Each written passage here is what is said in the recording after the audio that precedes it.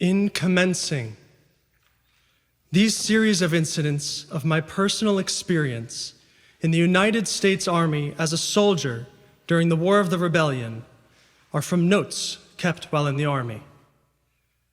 I was underage at the time, making good wages for a mere youth. But being of a roving disposition, nothing would satisfy my desire until I became a soldier. To visit different places, to witness the excitement incident to war was my sole ambition at the time. It was May 1863 when I left with several young men of my acquaintance for Harrisburg. With the expressed purpose of attaching ourselves to some military organization already in the field, we joined the 26th Infantry Regiment, Pennsylvania Volunteers. And in June, we were assigned to Company H for the existing emergency. The rebels at this time, under the command of Robert E. Lee, were marching into Pennsylvania, our regiment being among the first to respond to the call. On the morning of June 30th, a day I will ever remember, we arrived in the town of Gettysburg. Little did we think that a battle would take place over the very ground we were marching. The greatest battle of the war of the rebellion, and one to be remembered as long as his story stands.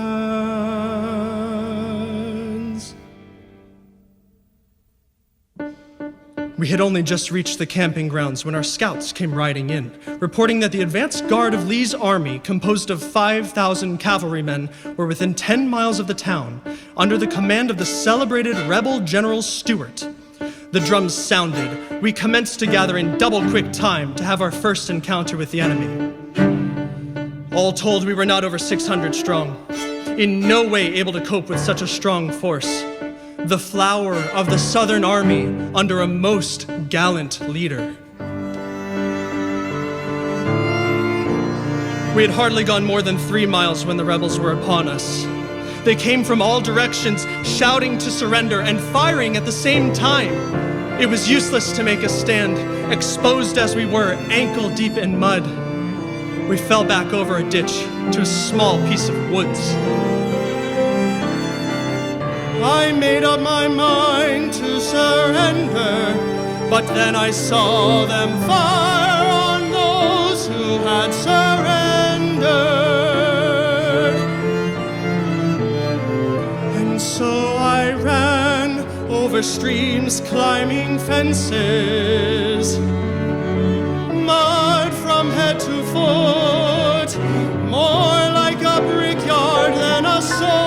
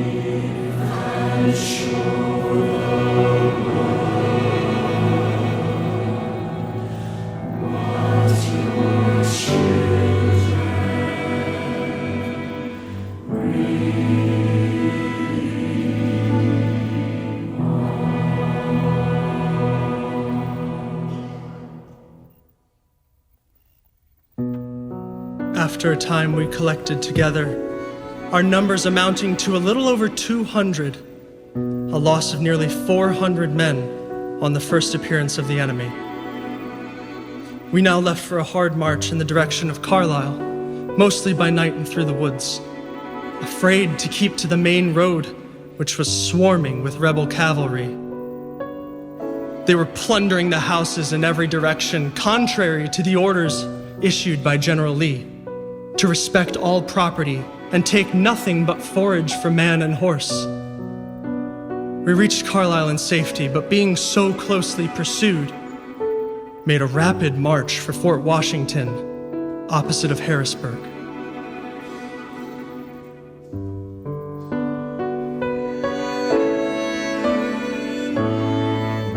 During the evening, I witnessed the bombardment of the town. The heavy roaring of cannon, the light of burning buildings kept us asleep from our eyes this night.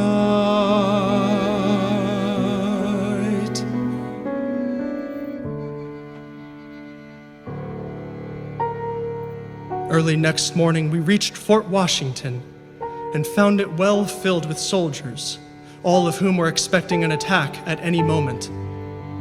After 2 days' picket duty, we returned to the fort where we heard the glad tidings that the rebel army under General Lee had been completely routed at Gettysburg under the Army of the Potomac by the command of General Meade after 4 days of very hard fighting.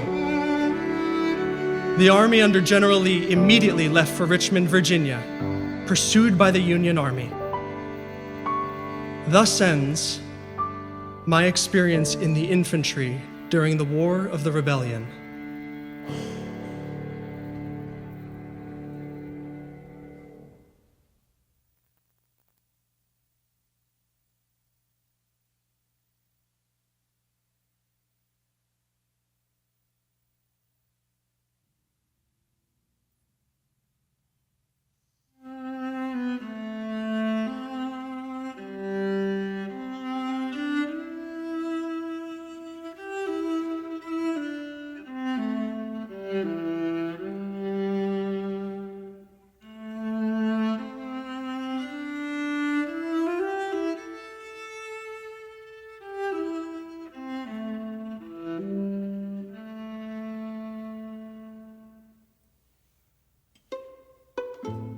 Not having satisfied my roving desires while in the infantry, I determined to again enter the Army.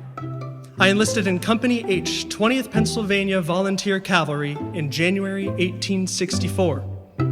This regiment was recruited in the city of Philadelphia, but composed of men from all parts of the state. On our arrival in Harrisburg, we were placed in large A tents holding 16 men comfortable. In this old tent, I passed many a good night, singing songs, telling stories, and having a good time in general. We could scarcely keep warm. Water would freeze solid in our canteens. They very often contained something stronger, what the soldier would call bug juice. In a short time, we left for the city of Chambersburg on the Cumberland Valley Railroad. To visit the city required a pass stating the number of hours you can remain away. If found drunk and disorderly, you were confined in the guardhouse, or as the soldier called it, the pig pen, held up by the thumbs with a barrel over your head.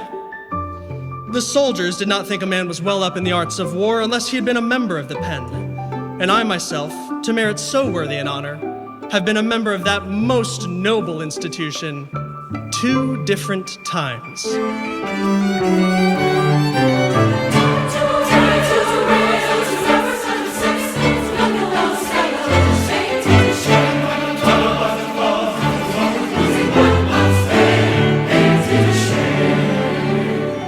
Mechanicsburg, Shippensburg, Hagerstown and Martinsburg, Hardtack and Salthorse, Coffee in Parkersburg, 50 cents a pound.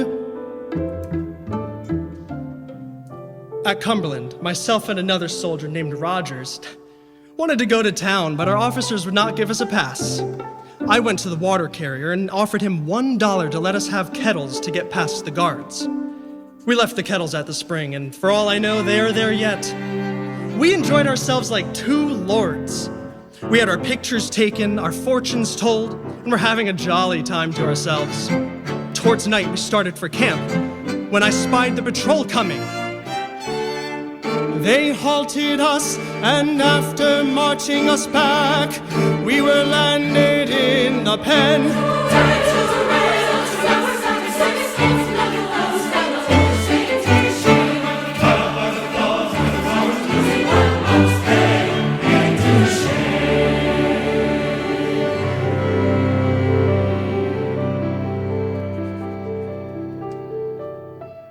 The fortune told us in the city consisted of the following. Rogers was told that his wife and children were in a starving condition at home. I was told that my mother was very sick and was not expected to live. The most of it was true. My mother at that time was very ill with erysipelas, but I put no faith in fortune-telling. Rogers was different. He worried about the affairs at his home and made an application for a furlough. All the officers signed it but our first lieutenant, which made Rogers so angry that he struck him with his saber, cutting him severely. He immediately made his escape, as the penalty for striking a superior officer in the army was death. I never saw or heard from Rogers again after that.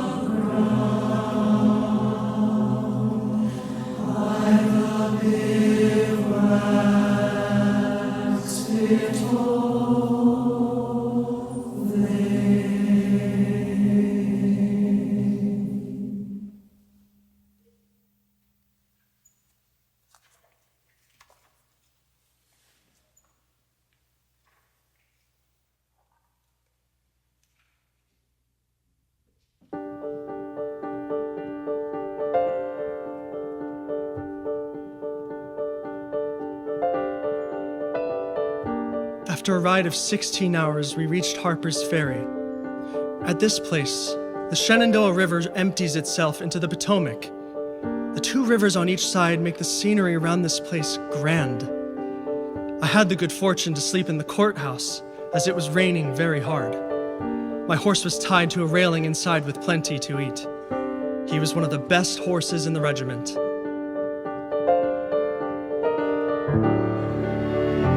I had a noble horse.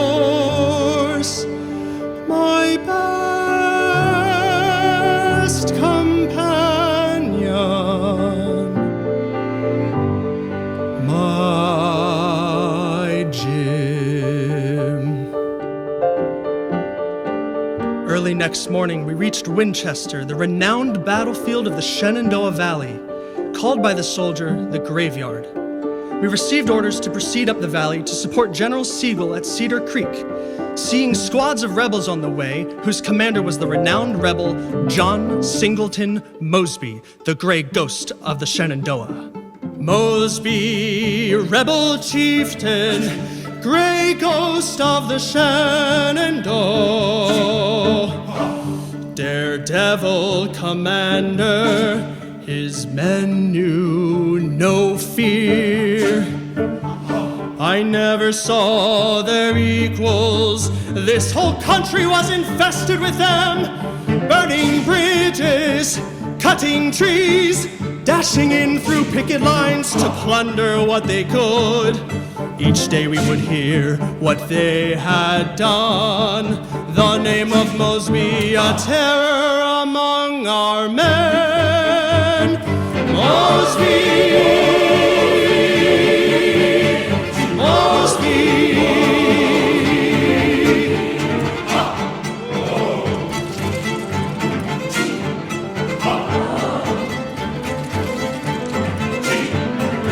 The night was very dark. They were swarming in the woods above my post. My horse was uneasy, ears thrown back, eyes on the road. I heard horsemen, and knowing them to be Mosby's men, I rode full out in the road and challenged them. They commenced firing at me and charged.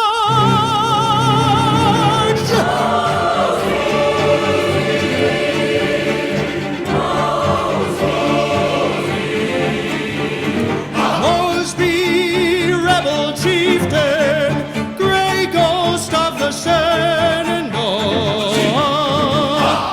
I fell back to the reserves. If they had good horses, I had one a little better.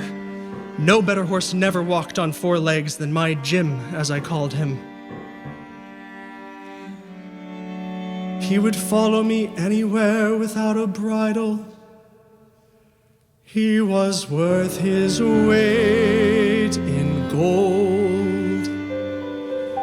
My Jim,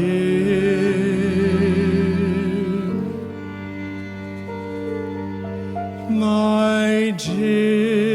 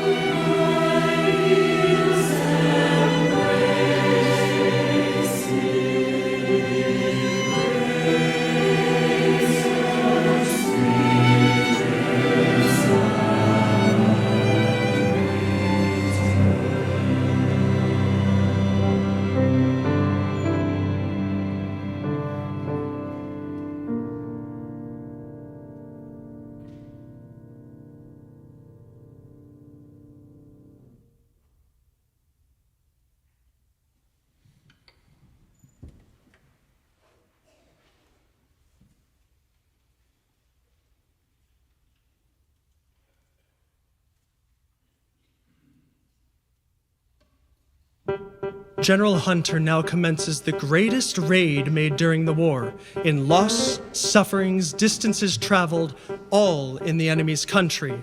We took up our line of march for Stanton, but after a few hours' march, Hunter wisely concluded to take a byroad. Early next morning, we left for Piedmont. On reaching the top of a small hill, we saw about 5,000 rebel cavalry in line of battle at the edge of a thick woods. Hunter ordered a charge on the first line of works. The men threw away knapsack and haversack And with one tremendous shout, these brave men went forth to meet their fate. The Rebs let them come, concealed behind their works, then opened a deadly fire upon them, which caused our men to fall back, losing not less than 400 in this one desperate charge. Hunter ordered the artillery brought forward, causing a fearful havoc against their breastwork. The Rebs had a battery opposite ours. A great many shells fell too short, throwing dust and dirt above our heads. Others would go with a frightful noise completely over our heads into the woods, tearing the branches of the trees in every direction. No one knows the feeling, hearing those messengers of death. No one knows the feeling but the poor devil who is compelled to remain. At about 4:30, our regiment flanked the rebels and opened a heavy fire upon them. At the same time, the whole body of our infantry made one desperate charge, filling the air with their shouts. Their bayonets shining in the sun was one of the most exciting scenes man ever witnessed.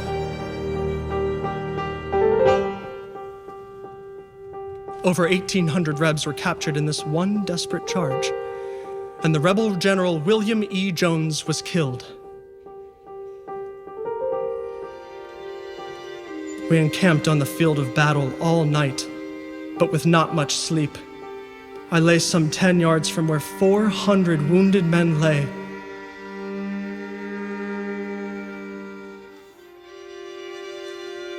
The groaning from pain was awful. No one could sleep.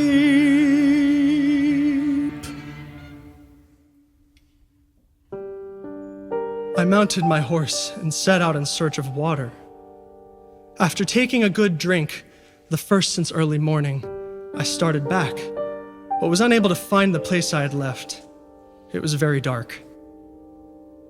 After stumbling about in the darkness for some time, I concluded to stop and try and get some sleep. I got off my Jim and was leading him along when I stumbled. I fell to the ground and touched a blanket.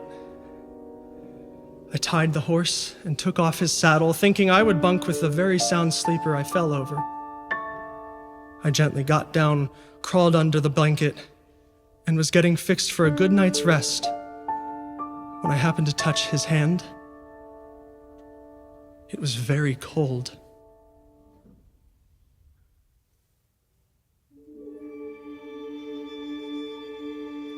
I lit a match, and before me lay a dead young rebel,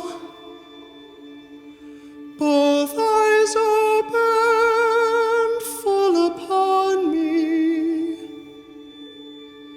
an ugly bullet hole in his forehead, which told plainer than words.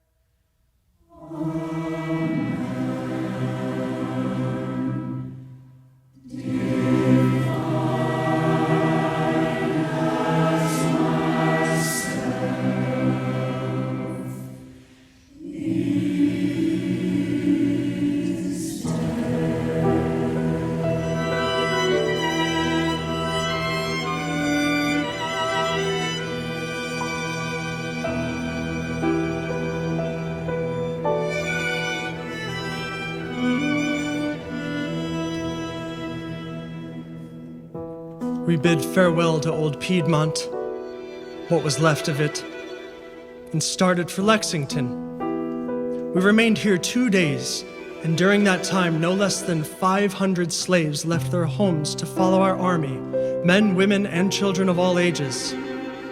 Hunter gave orders for all the slaves to follow the army, and hundreds partook of this foolish order. If they had known the trials they would encounter,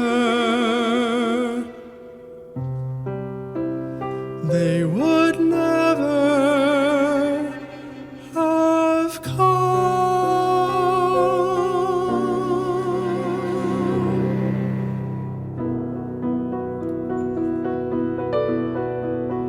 I had just put the bridle on my horse when the captain of my company came up, telling me to mount quick as the rebs were coming. I hastily mounted and rode down to the pike, the rebels close in my rear. But I had a good horse, I could hear the people say, as I was flying along.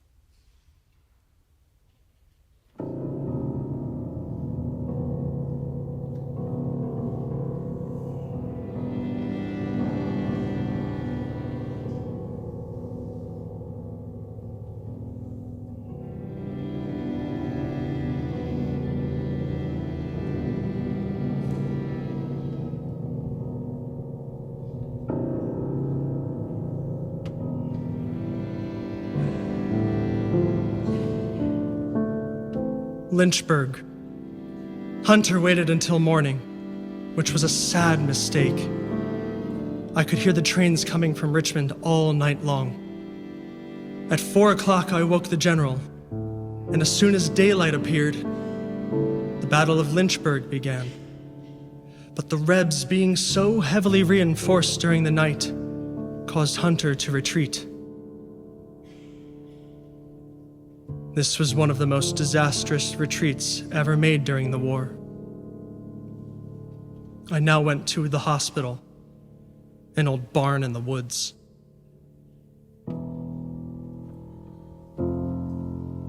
In the woods they were lying, in every direction. I helped to place the wounded on the table. Nearby, a wagon full of arms and legs.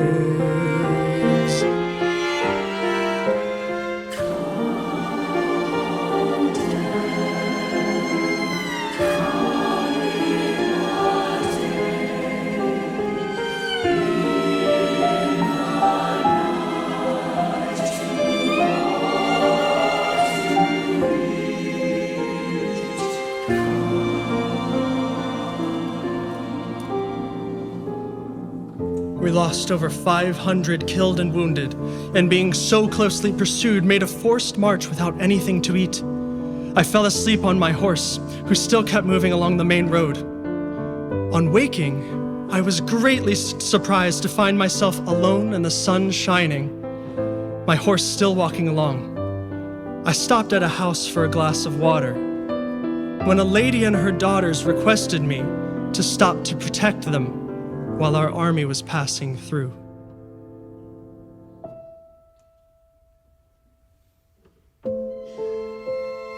They offered to conceal me until the war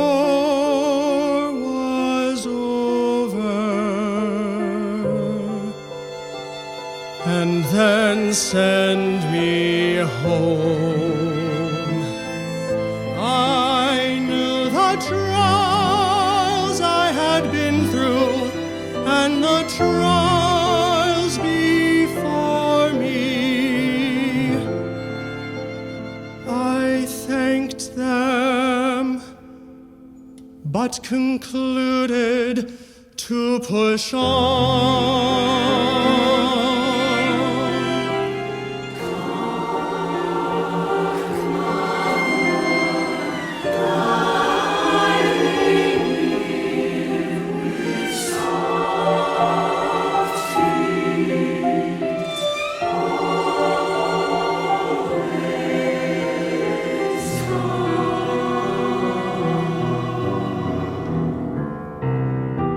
The rebels had set the mountain on fire. Dead and putrefied animals in all the springs of water. The dense smoke and hot sun told heavy on our men and the Negro refugees who were following the army. The rebels tore up bridges, rolled rocks in our way, everything to stop our progress. On passing over the mountain, the larger part of the Negro refugees and several hundred of our infantry gave out. Our horses were dying by hundreds.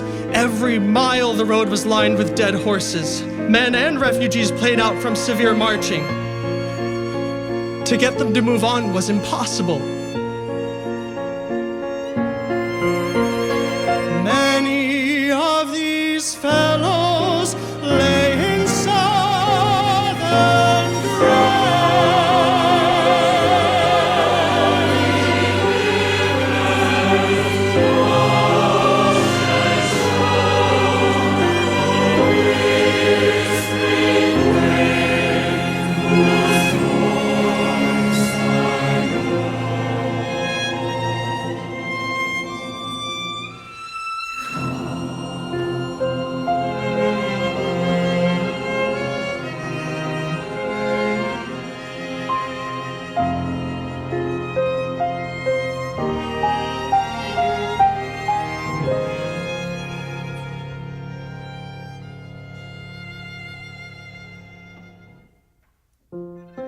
Seeing a nice run of water, some 200 yards from the main road, I concluded to give my horse a drink. I rode full into the stream, but soon perceived that he was sinking.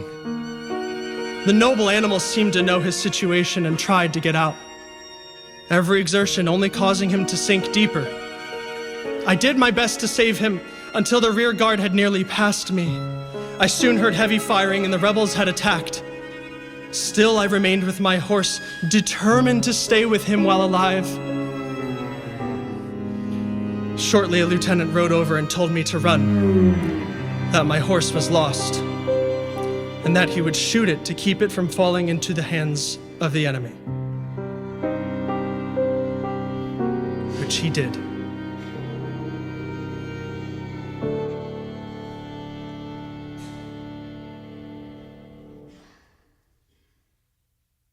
I now lost my best companion,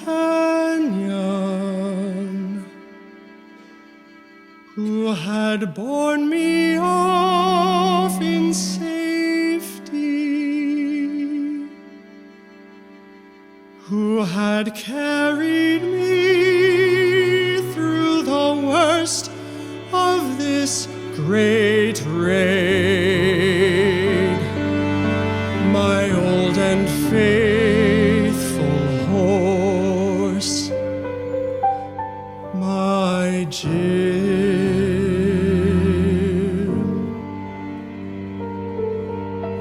my Jim.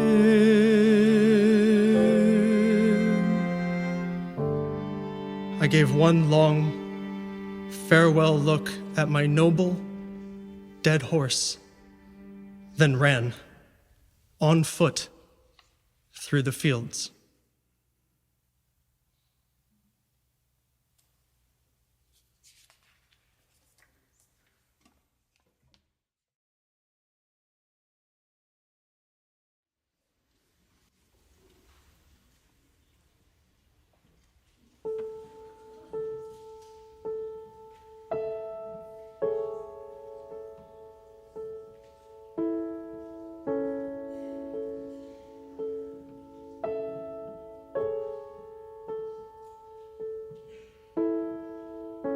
Dear parents,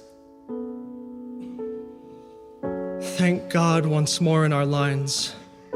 My old and faithful horse Jim, I lost in the quicksands at Meadow Bluffs. We had been in 3 battles since we came off the Great Raid: Snickers Gap, Ashby's Gap, and Winchester. We have lost half of our men. We numbered last April over 1,400. We now number a little over 500. I am hardy as a buck. Do not worry about me. Everybody's bound to go to the Union, right or wrong. Mother, I have not forgotten you.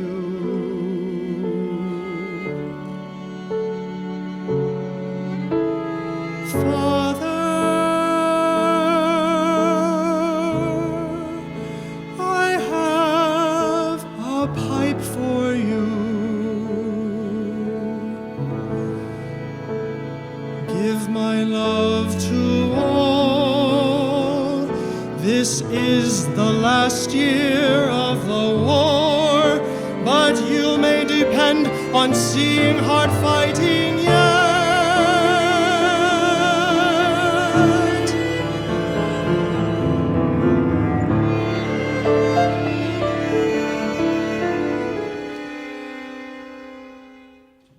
When Jimmy comes marching home again, hurrah, hurrah. When Jimmy comes marching home again, hurrah, hurrah. That will be when this cruel war is over.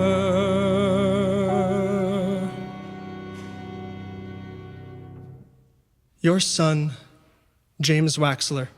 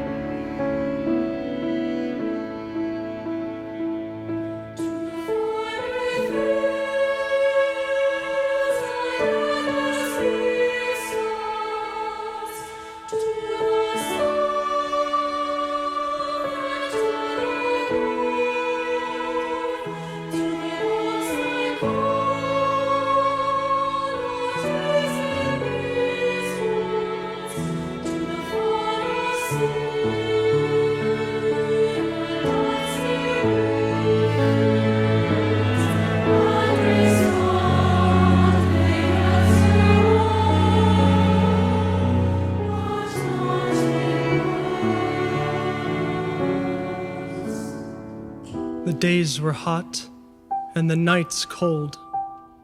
General Sheridan was in command. We now composed about 30,000 men. We lay about Winchester until the middle of December, when our division left on an expedition to Gordonsville.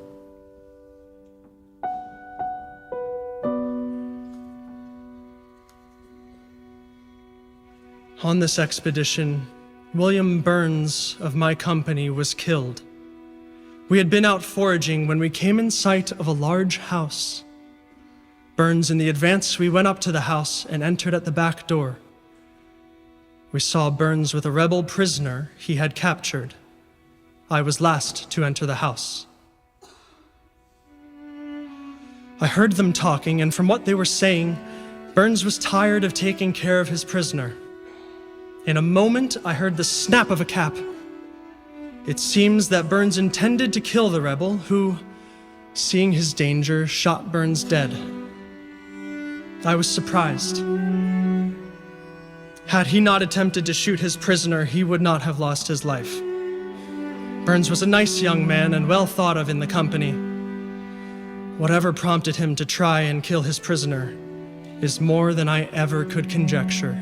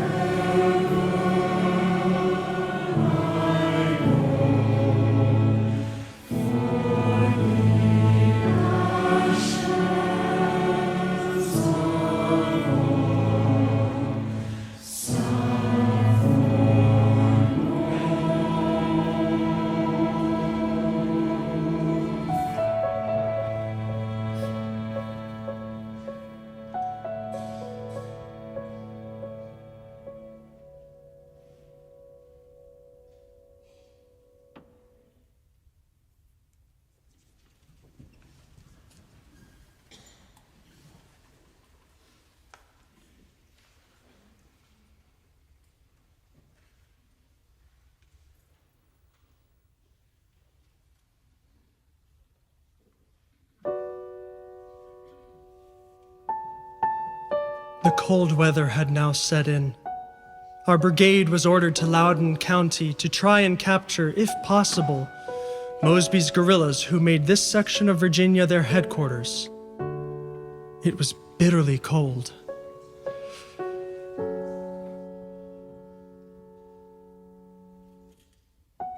Had the enemy made their appearance during this night, I would have been unable to offer any resistance.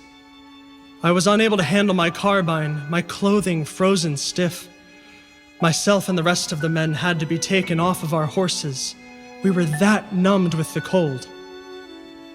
When the third relief started out to relieve the second, they could not find more than 1/3 of them.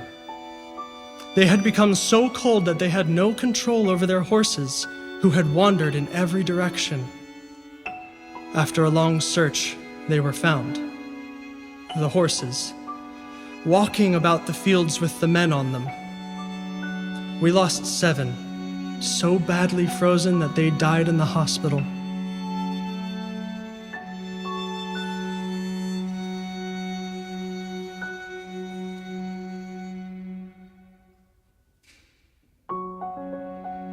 No one can tell the feelings of a soldier all alone on picket at night, not knowing at what moment a rebel bullet could end his career,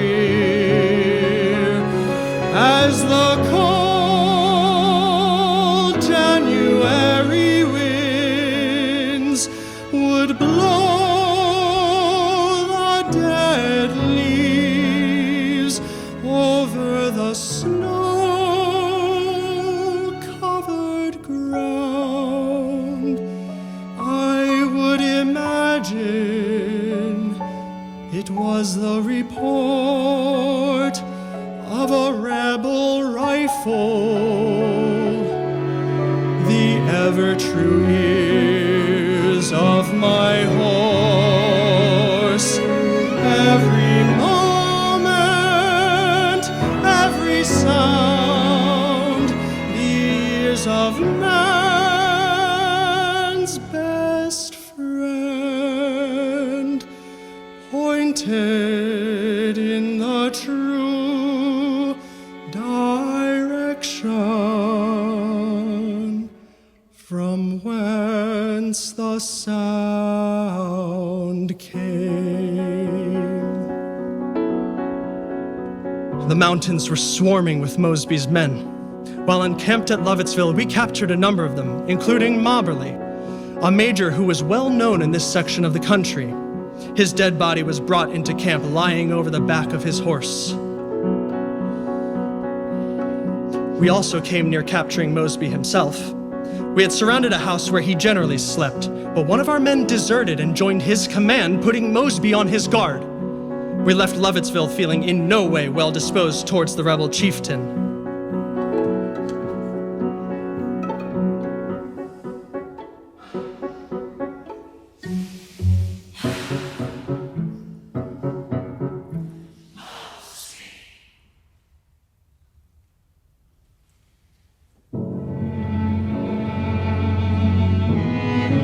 While on the march over a very high hill, from the top I beheld, on a straight, level road as far as the eye could see, the Union cavalry marching 4 abreast, the sun glittering from the swords, forming a sight never to be forgotten by those who witnessed it.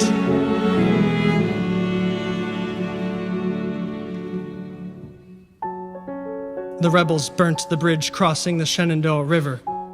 The fording was very dangerous, owing to the swift current. We lost no less than 21 men and horses in fording the river.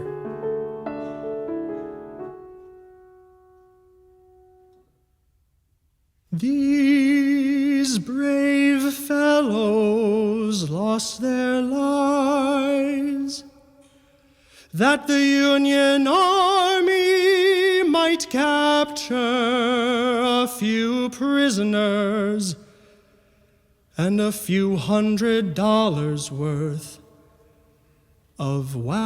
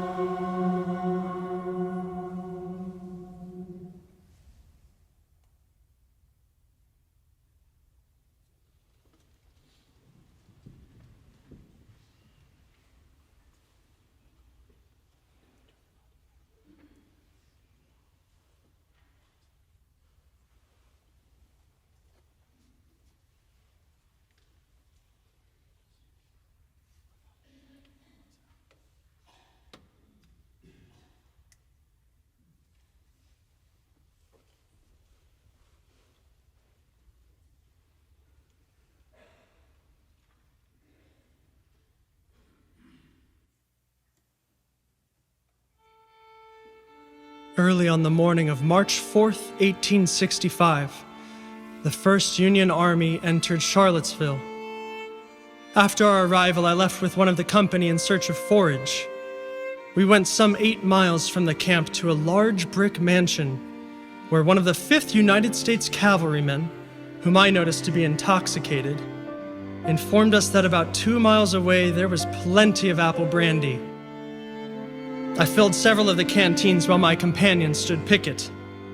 We ran a big risk, but nevertheless we returned back to the house in safety.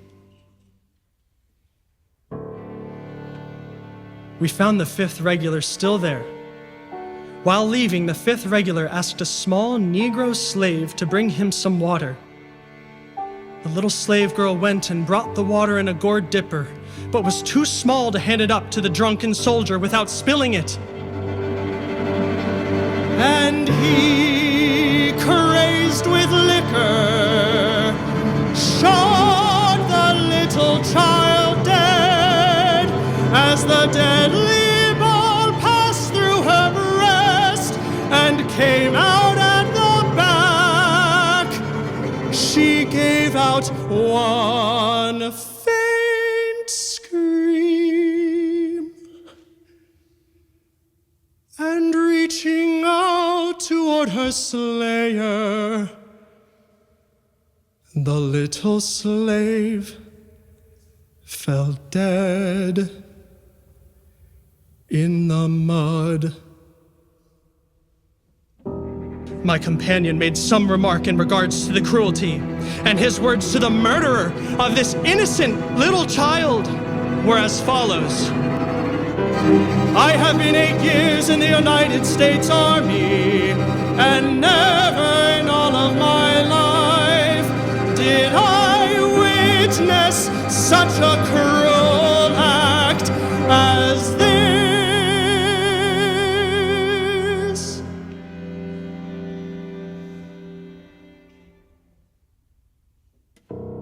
The regular pulled out his revolver to shoot him, when my companion quickly grabbed it from his hands, striking him from his horse into the mud near the side of his victim. And we left this hard-hearted wretch to his fate, which in my mind ended with his life, as on looking back, I saw the slaves beating him with vengeance, which he so justly deserved.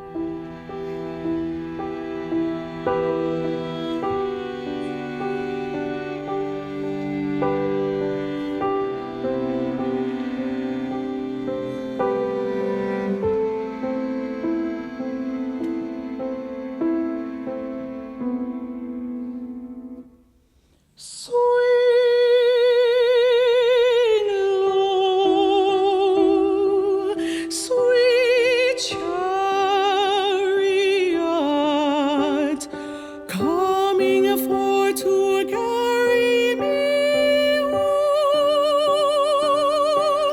Swing low, sweet chariot, coming for to carry me home. I looked to the river, and what did I see? Coming for to carry me home. A band of angels coming after me, coming for to carry me home. Swing low, sweet chariot,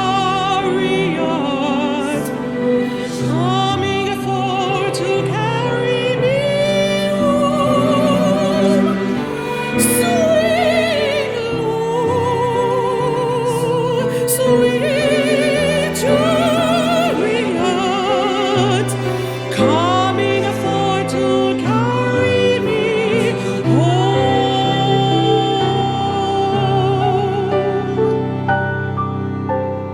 I looked to the mountain, and what did I see? Coming for to carry me home. A band of angels coming after me, coming for to carry me home. Swing low, sweet chariot, coming for to carry me home. Swing low, sweet chariot, coming for to carry me home.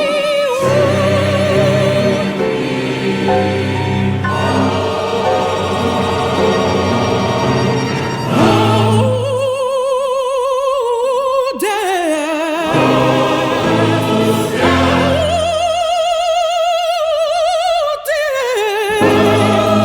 won't you spin me over for a falling year? Just like a flower in its bloom, why should you cut me down so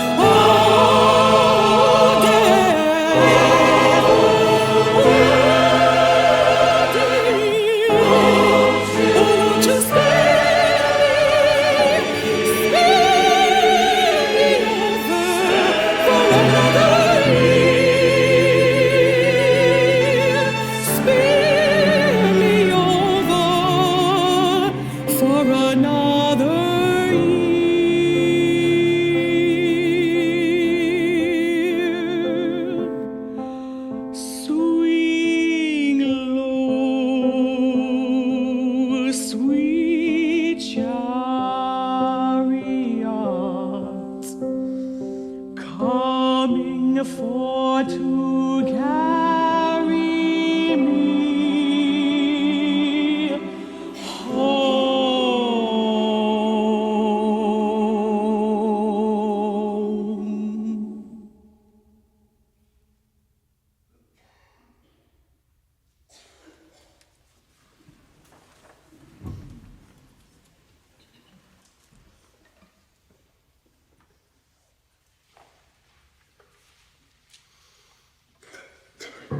The army was now marching in 3 different directions, destroying everything in our line of march. The heavens at night were one red glare of light from burning buildings. I always liked excitement, but seeing so much property destroyed and lives lost had in a great measure cured me. This we must do to bring the war to a close. We destroyed mills, tobacco warehouses, barns, everything that could feed Lee's army at Richmond.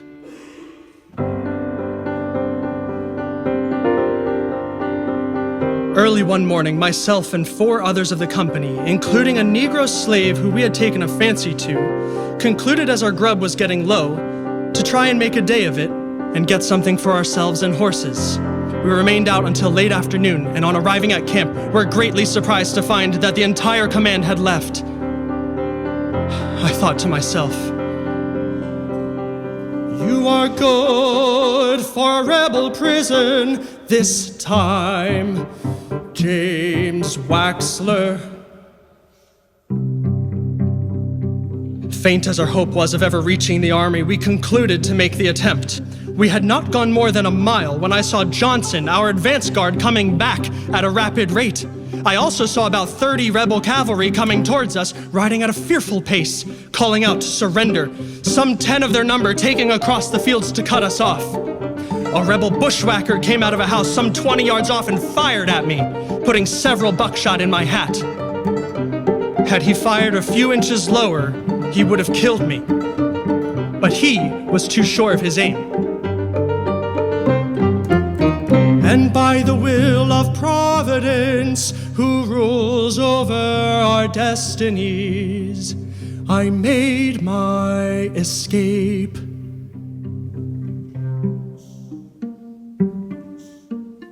As soon as we reached the woods, we were safe.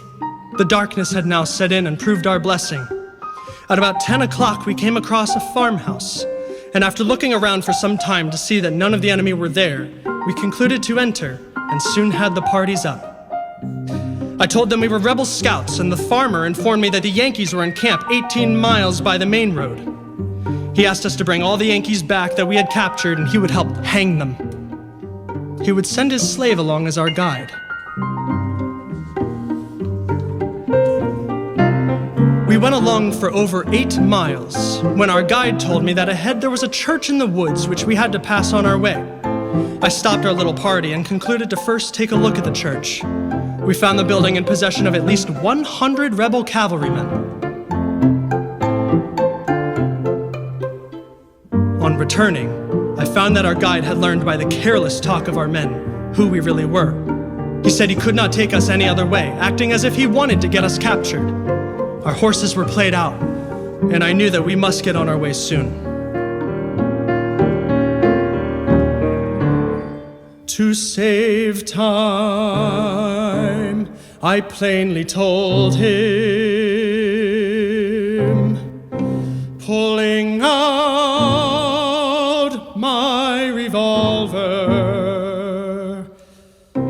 If he did not take us by the church safely, he was a dead man.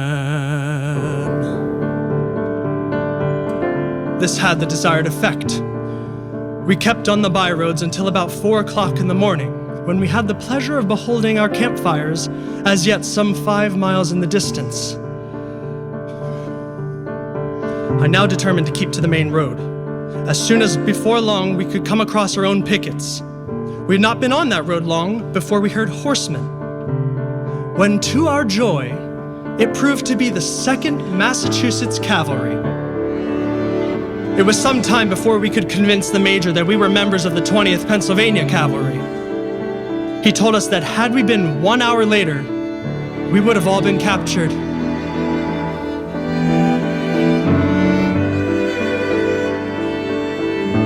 The darkness saved us. The darkness saved us.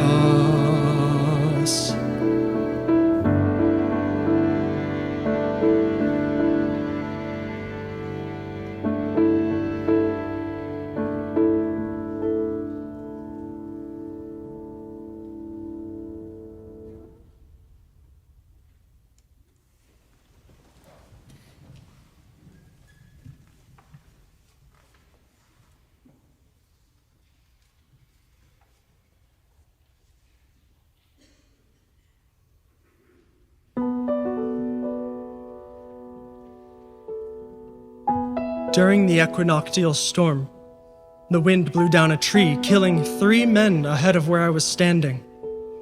They all belonged to one company and were buried in a lonely piece of woods a few yards away from where they were killed. I went and saw them put away.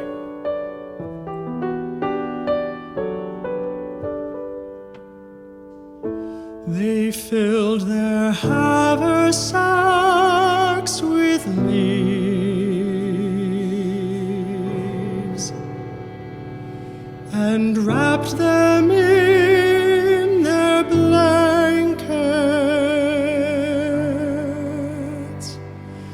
and laid them in their shallow, sandy graves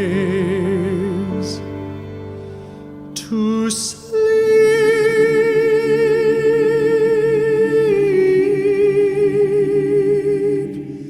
To sleep the sleep that knows no waking.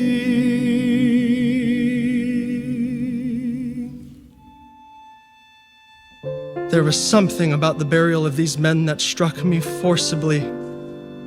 After their comrades had put a small board at each of the graves, I took notice that one was simply marked J.W., the first 2 letters of my own name. The thought flashed through my mind in an instant.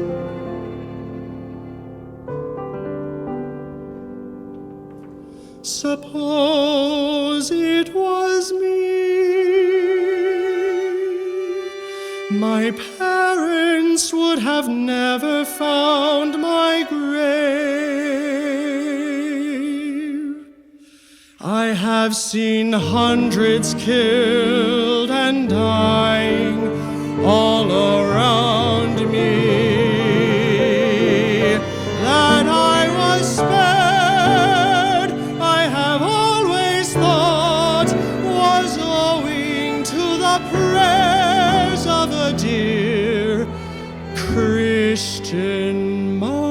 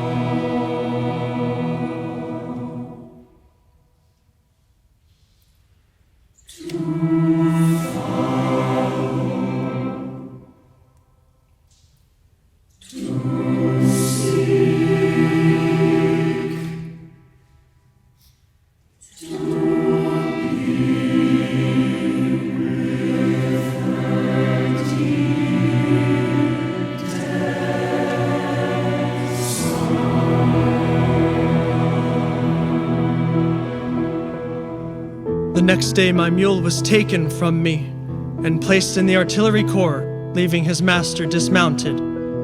Late in the afternoon of the second day, the dismounted men and 3,000 slaves went aboard the transports and left for Washington, D.C. We reached Jamestown, and thence across the Chesapeake Bay to the Potomac, passing Fortress Monroe, Mount Vernon, and Alexandria. The landing was black with people who had collected by hundreds, anxious to hear from friends on the front. And then we heard with great joy the artillery pealing forth with voices of thunder, the glad tidings of the surrender of the entire rebel army under Lee. A morning long to be remembered.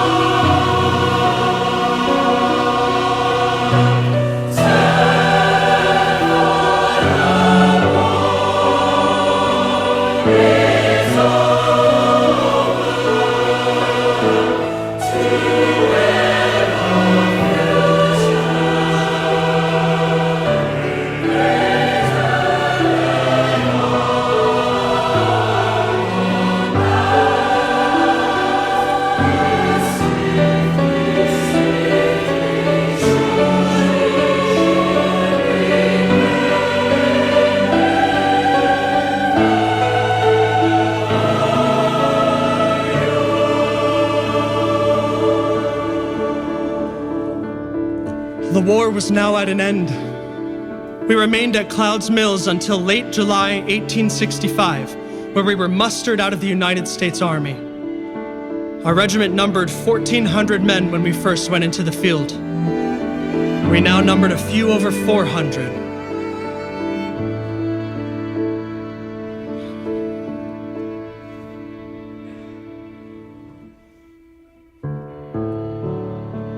Late in the afternoon, we reached Philadelphia, and I entered a horse car for home sweet home. My father answered the door, delighted to see his soldier boy at home once more. Our rejoicing was not one to be forgotten. I was home, sound and well, after months of exposure, hardships, and sufferings. Truly can I say with the poet,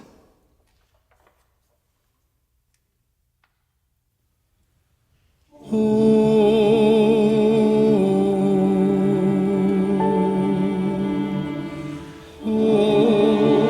sweet home,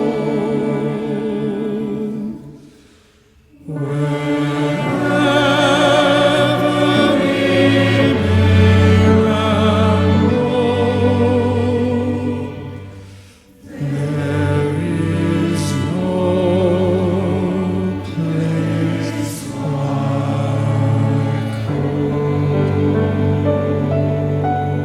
home. Coming for to carry me home.